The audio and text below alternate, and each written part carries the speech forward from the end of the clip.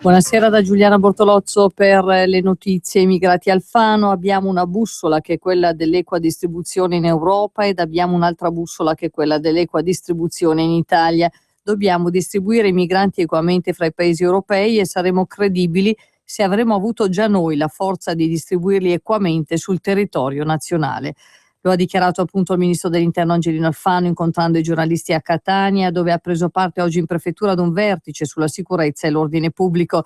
La Sicilia non può subire l'ingiustizia di accogliere il 90% degli sbarchi ed anche oltre il 20% dell'accoglienza, ha detto. Gli sbarchi non ce li può evitare nessuno se non si risolve prima la crisi libica, ha aggiunto Alfano. Sono convinto, ha concluso il ministro dell'Interno, che l'azione che il nostro governo ha fatto, cioè quella di portare la questione libica a livello di priorità mondiale, possa produrre risultato a livello di decisioni dell'ONU, ha concluso Alfano.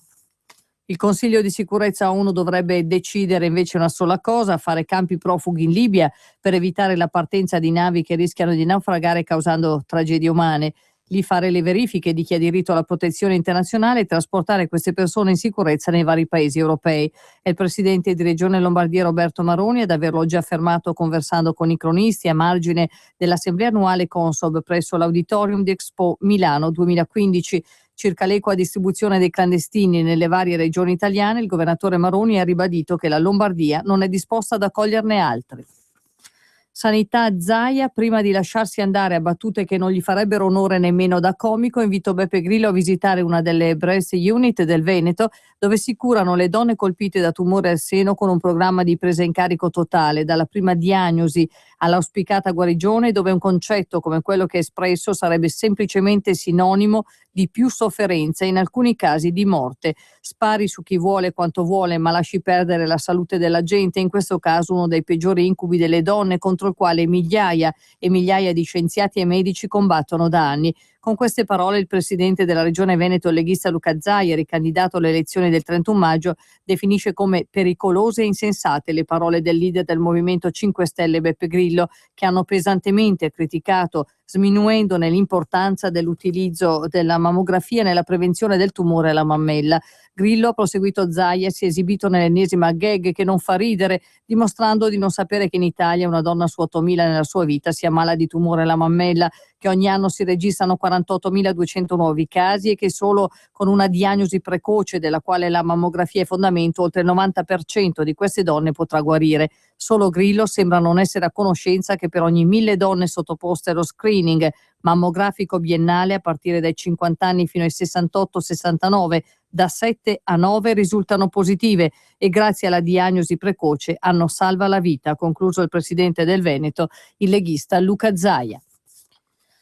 Passiamo alla cronaca. Furto a Radio Padania. Nella notte del 9 maggio alle ore 4 di mattina degli sconosciuti sono penetrati nella postazione di Brescia ed hanno rubato il trasmettitore di RPL dell'FM 97, procurandoci un notevole danno economico. Il furto è avvenuto forzando la porta della struttura e facendo un taglio laterale per permettere l'asportazione dell'attrezzatura a cui era ancorata. Per il furto è stata fatta denuncia ai carabinieri. Il trasmettitore FM 97 di Brescia copre la città e gran parte del territorio a sud della provincia, raggiungendo 500.000 abitanti. Abbiamo chiesto ai nostri tecnici di reperire quanto prima un trasmettitore e di installarlo nel più breve tempo possibile. Roma, si terrà mercoledì 13 maggio l'interrogatorio di garanzia e di convalida di Simone Borgese, l'uomo di 30 anni fermato dalla squadra mobile di Roma per lo stupro e la rapina di cui è stata vittima una tassista venerdì mattina nella zona di Ponte Galleria. Lo ha stabilito il GIP Flavia Costantini, che ascolterà l'indagato Regina Coeli a cominciare dalle 9:30.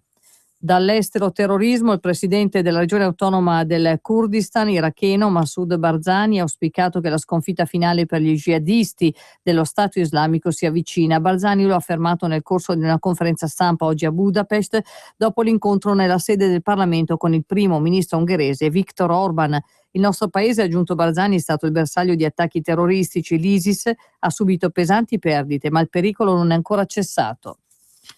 Il segretario di Stato americano John Kerry incontrerà dunque domani a Sochi sul Mar Nero il presidente russo Vladimir Putin. Lo ha annunciato il Dipartimento di Stato. Si tratta del primo viaggio di Kerry in Russia dall'inizio della crisi in Ucraina. Il Ministero degli Esteri russo ha confermato inoltre l'incontro di domani tra Lavrov e Kerry. I due si scambieranno le rispettive vedute sugli attuali aspetti delle relazioni bilaterali e sui problemi internazionali. È tutto per questa edizione, grazie per l'ascolto, a risentirci. Il mondo di Tarkus è in onda tutti i lunedì dalle 22